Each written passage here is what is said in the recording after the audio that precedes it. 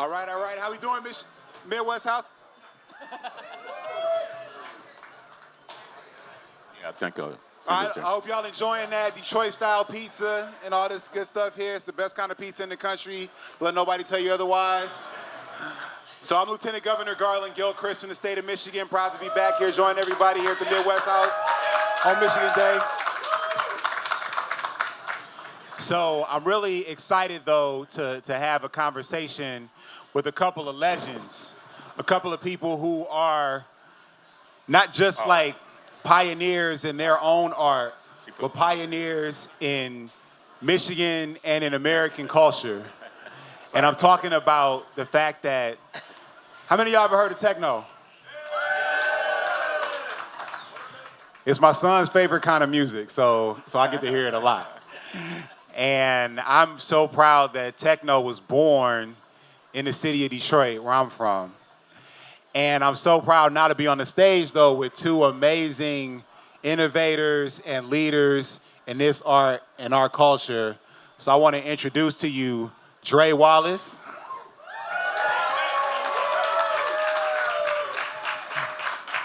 And the godfather of Techno himself, Mr. Juan Atkins.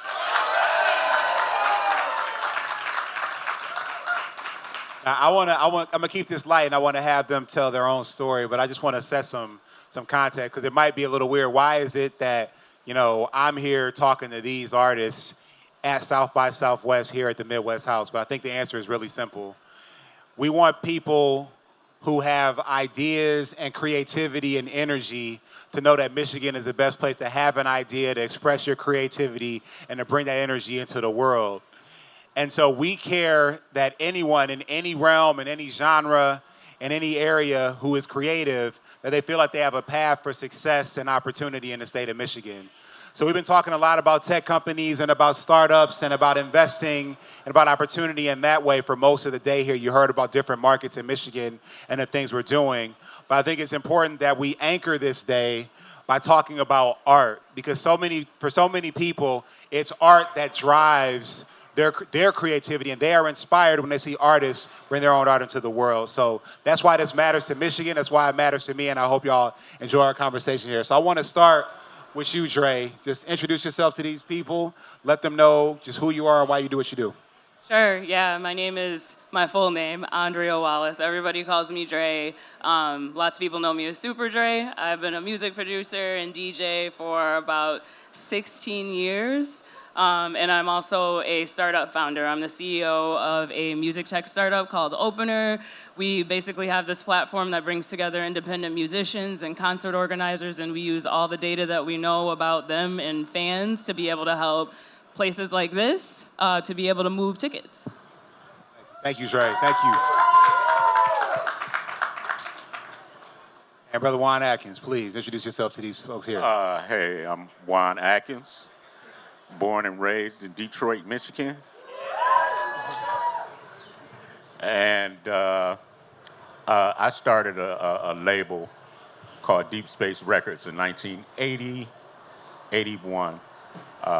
Released my first all-electronic techno record called Alleys of Your Mind under the group name Cybertron, along with my partner Rick Davis. And we kind of like started the whole techno train rolling with that record and with the name with the group, and everything is kind of like history from there. And I don't know that that could have happened in any other state in the union than in Michigan. So that's why I'm here. All right. So now both of y'all got started at a pretty young age. I know, Juan, you got your first synth when you were like 15. Did I read that right? Yeah. 13? Yeah, for my 15th birthday, my grandma bought me a Korg MS-10 at Grinnell's. And she used to be there like buying sheet music and accessories for the Hammond B3 organ that I played around with all through like grade school and middle school. And eventually I was able to talk her into getting me this Korg MS-10. And yeah, so it was kind of like it just kind of got the ball rolling from there. Dre, How did you get started? How did you fall in love with art? Music-wise, so my mom, who's sitting right over there, she, she is a pretty good classical pianist, much better than I am, but like that's kind of where we got our start. Both my brother and I, she would show us the basics when we were really little, like kids. And after that, I've been in, I started like playing my own like first instruments and everything in elementary school. And I was in jazz band, concert band, marching band, symphony, every band that existed. I was in a rock band for a second too. So that's been pretty consistent for me all the way through college and after. So, I mean, even as part of your story, you talked about getting started as kids, but both of you, whether you as a founder or Juan just by embracing, this and creating this art really, the infusion of technology and art is really at the core of what you do and all the people who you've inspired. What is it about that mix that's so magic? I'll start with you, Juan. Sorry, what was it about? What is it about that mixture of art and technology that allows you to do things that otherwise aren't possible? I was kind of just going with the flow, It was like it was just my surroundings, and everything that was available to me at that moment prompted me to be creative and just keep it moving,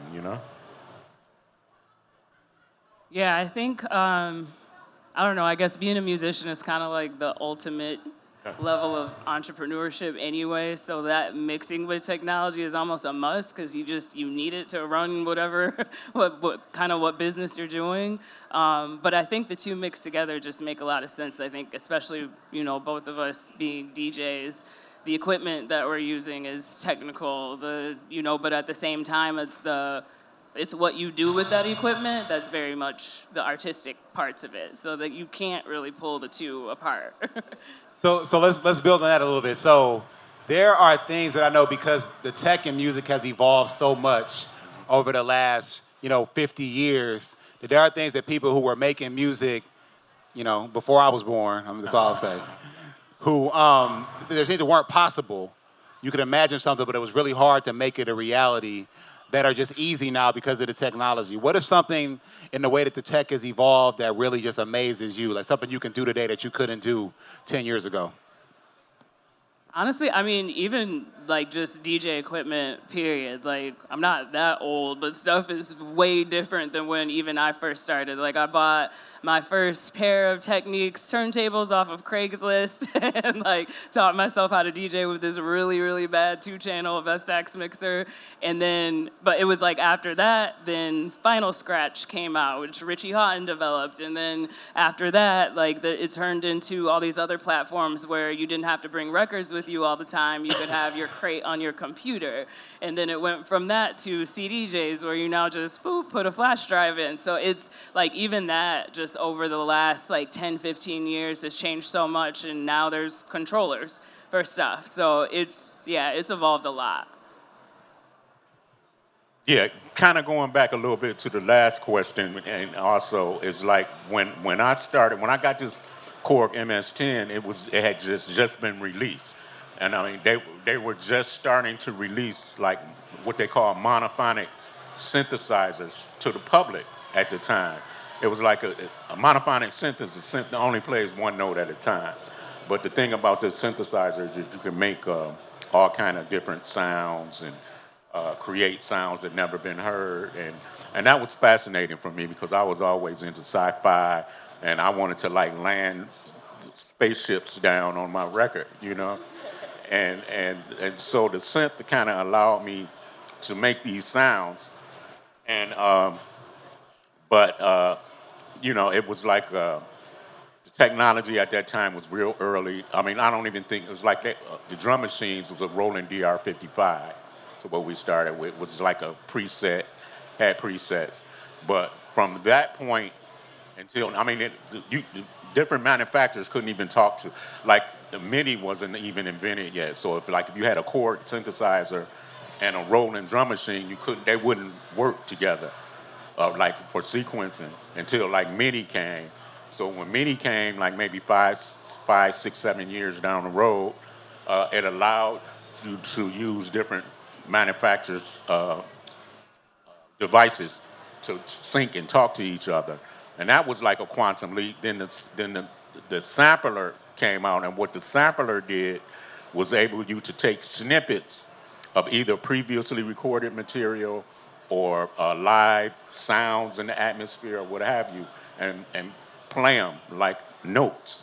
So that was the next big leap in technology in terms of being creative with music. Now it's limitless with the possibility because now the computers got involved and you got all of these software, what they call digital audio workstations that, I mean, the creativity is limitless now.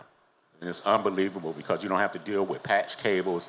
You know, I mean, when I first started, it's like you be trying to do something to record and you can't understand why the sound, you don't hear the sound, and you have to go through for about 30 minutes troubleshooting to find out it was just a bad patch cord, you know?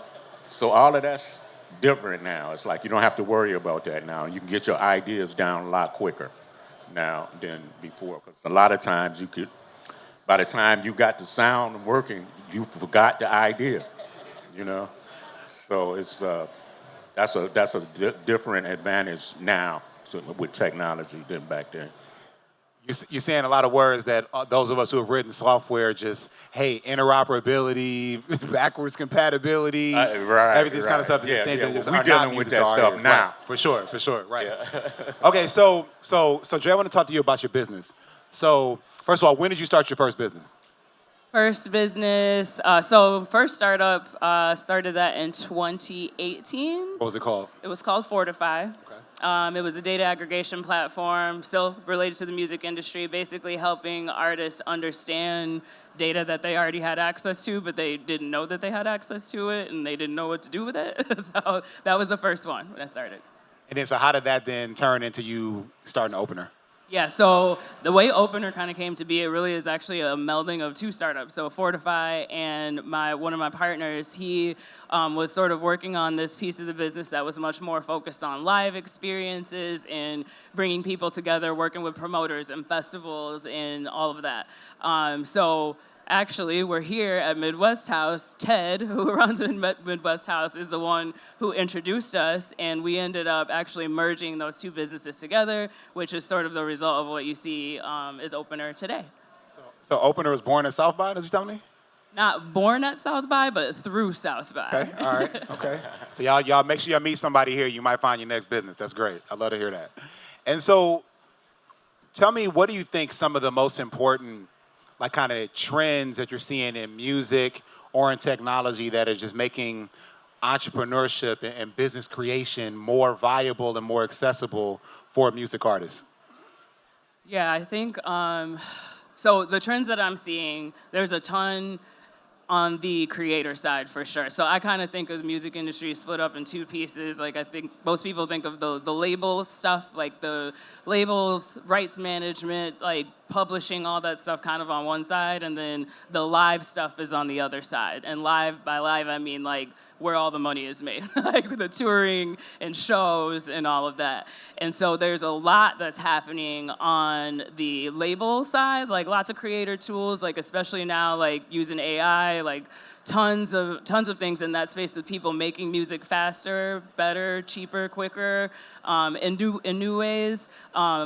Not as much innovation on the live side, which is why that's really where we chose to focus our energy, because it's where most of the money is made for artists, by artists, but also hasn't seen much be any different for like 60 years. So, Juan, you got any ideas on that for us about just how technology has evolved in a way that it makes it more accessible for a music artist to become an entrepreneur? Yeah, what I want to say on that is that the internet changed the game totally. I mean, the whole way how music is distributed now, how people hear music, where they find music. I mean, you know, you don't have to rely on the major FM terrestrial radio station to hear new music or hear something that you want. and it's also the artists that are creating music have more access to their audience and don't have to rely on a program director telling you somewhere it don't fit our format. You know, you wouldn't believe how many times I heard that, actually. And that's actually what prompted me to start my own label, because, you know, the major labels didn't have a clue of what we were doing in the early days. So I would say the internet is like a major game changer in technology that kind of like made possibilities, created a lot more opportunities and possibilities for music. All right, so we talked a lot about tech. I want to talk about music. So what, to you, Dre, what's like the most exciting thing in music right now? I think the most exciting thing in music, honestly, is kind of what Juan just touched on. It's like, it's the accessibility to it. Like, I'm sure most of the people who are out here have probably used GarageBand before, like at least opened it, you know, messed around with it. So I think it's just the ability for anybody to be able to do it. It's not, the barriers that I think were once there are definitely a lot lower. And just the fact that you can distribute the stuff yourself, you know, like you can do self-distribution, just get on, you know, like CD Baby or whatever, and you can get all of your music on Spotify and Apple Music and all of that. Like years ago, that just would have been like a hurdle that, you know, the average musician just wouldn't be able to do. You'd have to work with a label in order for them to actually get your music to hit the shelves, but you can skip over all of those steps now, like, which is so interesting. And so you can make weird, obscure things, and you will somehow find people out there. Those people will find you who like it. So everybody, you know, can kind of easily find their tribe, which is something that I don't think, you know, was possible like 20 years ago. I want to ask you this question yesterday too, but just what's exciting to you in music right now?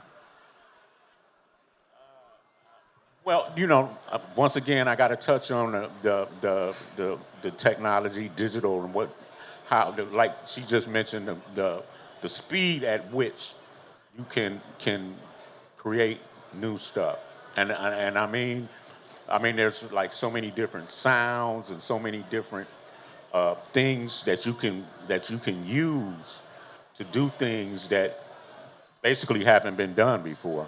I mean, you know. When I started, it was like we were still like using conventional acoustic instruments, and you kind of get locked into a certain way or mode of doing things. But now it's like whatever comes into your mind, you can basically do it, and without limitations. And that's not always a good thing, but for the most part, the sweet. You take the bitter with the sweet, and the sweet is worth dealing with the bitter sometimes. Okay, so both of y'all are obviously connected to the state of Michigan. I'd be curious about your take as to why is it that, you know, what's special about Michigan that led to the fact that in every single genre of music, there's at least one legend who's from some part of Michigan, whether that's techno, whether that's rock, folk, country, blues, Motown, hip-hop, R&B.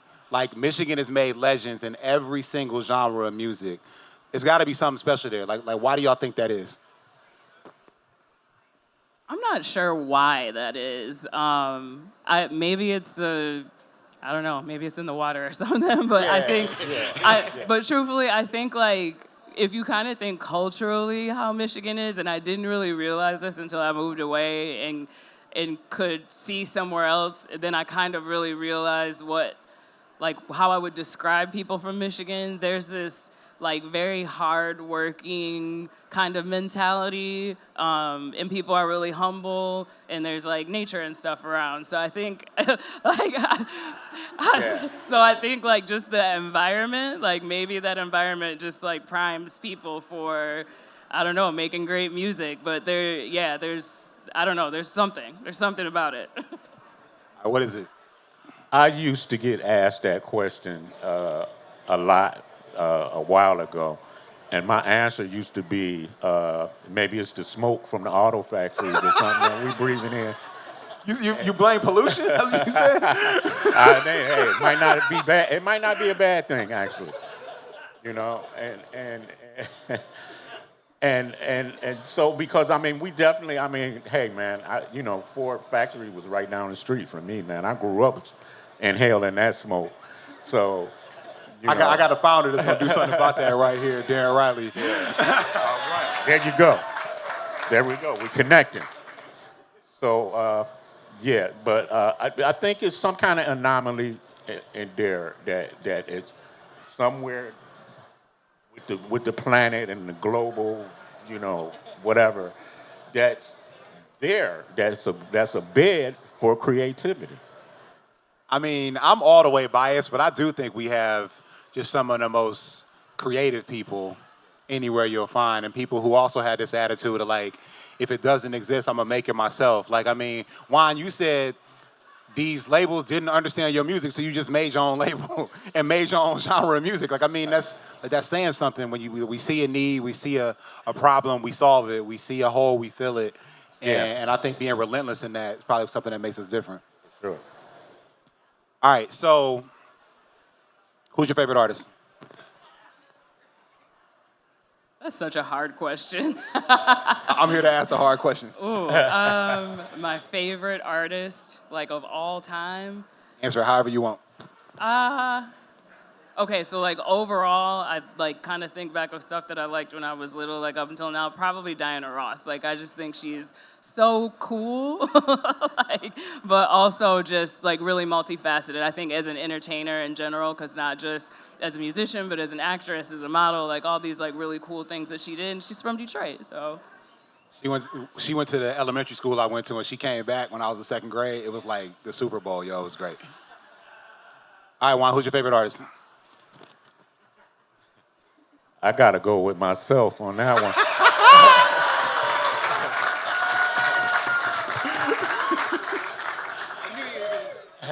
Of course, he stepped into it. Hey, look, but I put the ball on the tee. You swung it out the park. I got it. That's what I'm talking about. Oh my gosh. Be honest with you, I don't even have another answer after that one. But that's why we the best. I'm you see that? You see that? Y'all see that? I could tell you that my influences when I was growing up was definitely George Clinton, P-Funk. And I think I'm going to just leave it right there at that one. That's what I grew up with. All right, so part of our purpose here at South by this year and in Midwest House today is to give people exposure to not just what's happening in Michigan, but what's possible in Michigan. And so, tell me, how would you convince a fellow entrepreneur or a fellow artist that Michigan is the place they should take their next step? They should do their next project. They should start their next business. Why should they come to Michigan to make that happen? I would say the reasons why I would tell somebody to come to Michigan. So, one, cost of living isn't too bad. It's pretty reasonable compared to a lot of other states. But from a creative perspective, if you just kind of look at the state as a whole, when I think of music, there's certainly concentrations and pockets. Obviously you have the Detroit area, southeast side of the state. Then on the west side, Grand Rapids, there's tons going on there. Also up north, in Traverse City, they have a great music scene. So there's different kinds of scenes all over the state, but also just it's pretty outside, and that helps a lot for creativity, and relaxation and all of that. And it's one of those places where, I hate to sell it too hard because I don't want everybody coming there, but I do. Hold on now. If you come, be nice. But no, but and then in terms of from an entrepreneurship perspective, we have a really burgeoning scene, across the state of Michigan, especially, on the southeast side, and the west side now, too, is also, picking up a lot of steam. We've got unicorn companies like Doug's, that have come out of Michigan. So we can see what's possible, I think, and now like we're really starting to get traction, and so each generation that's coming along can see those things and really build on it. But I'm starting to see a lot of momentum, I think, in all of those areas, and so like tying all that in with the creative side, it just makes a lot of sense. So I see why things are starting to move in the direction that they are right now. Wow, watching somebody come to Michigan to do their next thing. Okay. I'm going to tell a story that I told last night, actually, at dinner with y'all.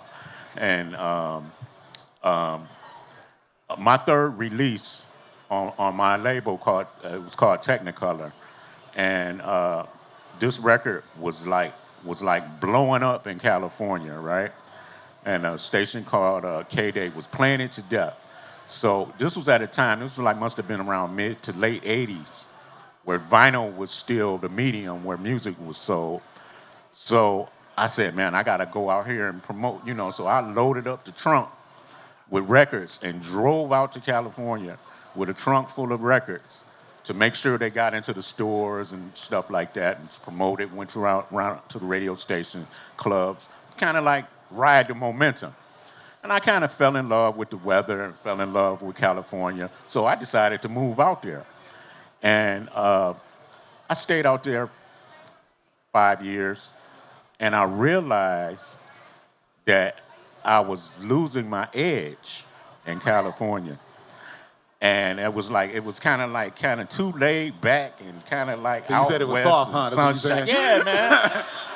And I said, damn, I got to go back to Detroit to get my edge back, man. It was something about it was no seasons out there. It was like warm all year. And that ain't really necessarily a good thing unless you already there, already made it. Then that's when you go out there. But trying to make it and start a trend, it doesn't coming out of California, right? So I had to come back to Detroit, man, and it was something about that ice and snow and cold weather, man, that gives you the perk to get up in the morning and to make sure you do something so you ain't out there in that cold, you know. But so I moved back to Michigan, man, because of it was something about something about there that just gave me my edge, and I had to get that back, and I came back to Detroit. But plus, I was paying $2,000 rent for what will cost $1,000 rent in Detroit. So that was a good reason as well. That's real. That's real. All right, I want to, if anybody in the audience has questions, get them thought up now. We want to give you time to hear from these two amazing artists to ask them your question directly. I guess the next thing I wanted to ask y'all about is, what do you think the state of Michigan should do in order to, recruit or retain more artists, or artists who are here, again, make sure that they stay in Michigan, or to pull artists into Michigan? Because again, I think this creative culture, I think our creative economy is the next one that is ready to bust wide open in our state. And I think we have a lot of people who would want to be a part of it but may not understand it. And so I'm just curious from y'all perspective, what do you think that we should be doing as a Michigan team to let people know that this is the place you need to take your next step? Get behind the creative businesses. Because really, if we want, so here's kind of how I've always explained it to people. If we imagine what Michigan as a state would look like, not just Detroit, but Michigan as a state, what it would look like if Motown never left, the label itself never left, the landscape of Michigan would be very different. I think that we're already sort of known as this musical, cultural powerhouse, but it would have been insane, I think, if they had stayed. And I could think of all of the things that would have really been built around that. So we have to get behind creative projects. We have to get behind creative people, even though I know for some of the business people that feels very uncomfortable because they don't always understand what we're doing all the time.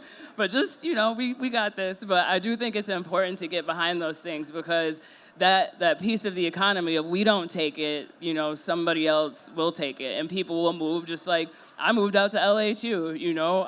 But I ended up coming back like after a couple of years because I really wanted to build something in Michigan because I felt like we had the foundation there, and I didn't want to do stuff that was already done in New York, you know, or in LA. I wanted to do something at home and make it our own flavor of what it should be. So the headline here is you go to California, you get soft, and you got to come home. That's the headline. I heard both of y'all say that. That not having seasons thing is very real. Like, I 100%. Because you wake up every day and it's sunny, and you're like, everything's fine because it's 80 and sunny every day and everyone's pretty. Yeah. Like, it's very different than Michigan. All right, Juan, you have an idea, like, what should the Michigan team, like, what should we do or be thinking about so that artists know that that Michigan's where they need to be?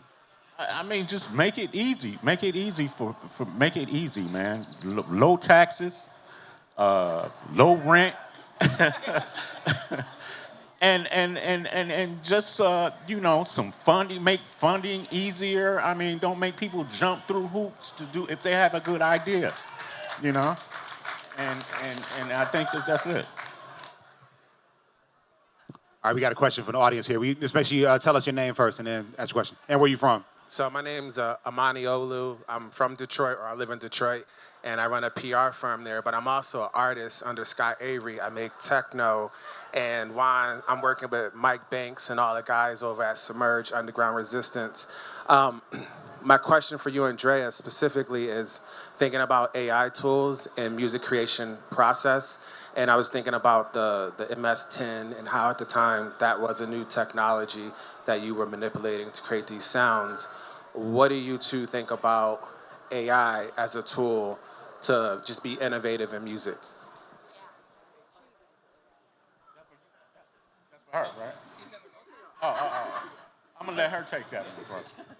So I think like most artists like have had like been on the fence a little bit, really on both sides. Like in general, like I'm a fan of technology and I love progress and things moving forward. And if there's easier ways to do things, cool. I think just where the rub always is like how that impacts artists in general. But the way that I think of like, especially creator tools, specifically for musicians, like how those can help. I think if it's stuff that helps you do things, do tedious work faster, by all means, like, because I personally, like, I never master my own stuff. Like, I used to always have it sent out. But, like, give me some AI mastering tools, you better believe, like, I am using those. So there's stuff like that I think it makes so much sense. I think where it gets interesting is, like, on the creator piece, but I also feel like that's kind of inevitable, you know, like it's coming, and so it's just another tool in the toolbox of a musician. You still have to have some kind of, you know, foundations for doing any of this stuff, but if that helps you, you know, move things forward or do things in a new, unique, very different way, then I'm here for it. Would you use it to make a bass line? What'd you say? Would you use it to make a bass line? AI? Maybe, I don't know, like, or maybe parts of it, you know, like, so I could see, like, if I'm using it to, like, say I'm using it to maybe create a bass tone that normally would have taken me forever, right, you know, by listening to 50 drum sounds from an 808 over and over and tweaking and changing and stuff. Like, if I can use AI to do that faster, then yes. Like, now would I tell it, like, hey, make me a beat that sounds like this, and then I throw a couple synths on it, and then, like, distribute it? Probably not. I feel like that's kind of whack. That feels like a cop-out to me. But, like, you know, people will probably do that, you know, are already doing it. But I think but there's pieces in that you can still leverage those tools and still be super creative. So, yeah, it's a double-edged sword. All right, yeah, you got to answer that one. Next question. Next question. Hello, how y'all doing? My name is Brandon Webb. I'm from Dallas, Texas. I'm the founder of One City Music Group in Dallas. I have a question more about tech. In an era where streaming platforms dominate music consumption and independent artists and labels are facing significant hurdles, Based on your experiences for either of you, what strategies do you recommend for independent artists and labels to effectively navigate this landscape where streaming platforms are dominating the compensation when we're looking for fair compensation and enhance the visibility and engagement with our audiences? Okay, so yeah, this is like it's a hairy one. So I appreciate streaming platforms for what they've done making music accessible, but yes, you are absolutely right. Like, artists get screwed. We don't really get paid very much off of them. I would, honestly, most of my recommendations to artists would be, you don't always have to release things that way either. Like, you can go direct. If you look at some of the stuff, like, you know, right or wrong, what Kanye is doing right now is kind of interesting if you look at it as a model, you know, like saying that he's not even going to distribute Vultures 2 on like streaming platforms. He's just going to distribute it on his website. You know, so I think the key with that, though, is you have to have a fan base. So you kind of have to roll back and think about, like, how are you marketing yourself, connecting with fans so that they can get directly to you? Because that is definitely you're going to make the best money that way because you can keep people out of the funnel. But I think the other piece is, like, you have to figure out some performance strategies, like performing live. That's why I said earlier, like, yes, I love that other side of, like, I love the creator tools and publishing and rights management and all the label stuff. Like, all of that is great. But the reality is, like, everybody makes their money from shows and touring, like, for the most part. So even Beyonce makes her money from shows and touring. So I think figuring that piece out, which is why we decided to focus on that as a company, because if musicians aren't getting access to performance opportunities and hitting a stage, hitting a DJ booth, then, like, the whole point is mute, unless you're just purely doing streaming from home, like on Twitch and stuff. But I think that, like, those are really going to be the things that will be the most important, is, like, having a direct connection with fans. So it's your ability to manage those relationships, and you're going to need some tech tools to help you manage those fan relationships so you can figure out how to monetize them.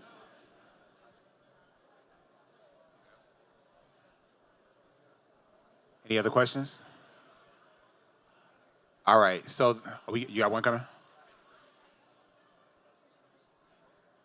No more questions. Okay, so all right then. I guess what we'll wrap up with is both of y'all got a good South by story for us. You got a good South by Southwest story for us? The only one, you know, I opened the first South by Southwest, the very first one. Back in the 80s, sometimes I can't remember what year, but it was only like a 2 day. It was only 2 days, and it was just like a conferences, panels. It was no bands, it was no after parties or nothing. It was just a conference, panel talk. I came up there and did my talk, and then I got out of there, and that was it. All right, so you are as South by OG. I like that. Okay. All right, Joe, you got a South by story? You got one. I don't know if I have a good South by story. I don't know. I have a kid, and my baby is here, so that's kind of a story. Last South by, I was pregnant, and I was sick most of it. So, like, pushing through here at Midwest House. So, like, it's been cool to be here this time and, like, see everybody again, but feeling a lot better. All right, you got a question? Hold on. So for my company, Opener? Yeah. So his question was, how do we find artists for Opener, the platform? Honestly, most of them kind of find us. So we're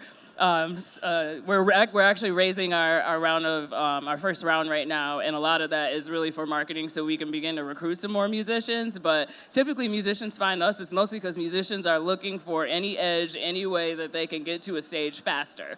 And so typically people find us on social media, whether it's TikTok, Instagram, Facebook, Twitter, whatever. Like, that tends to be how people find us. And in some cases, like, word of mouth, or through festivals just like this one. So we had an opportunity for people to come hit the stage here. So we had music here for the last 3 days, and we found all of those musicians using Opener. So.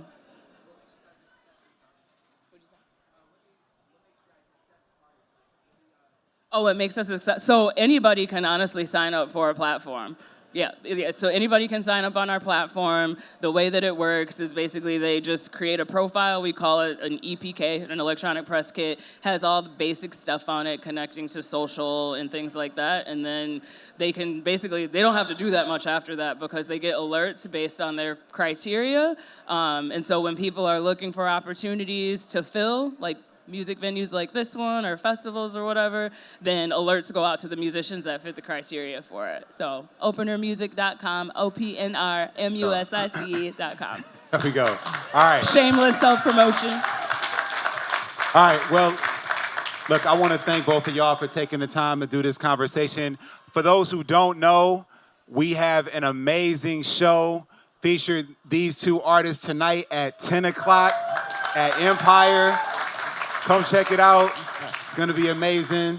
Again, y'all, thanks for spending time with us here at Michigan Day at Midwest House. All right.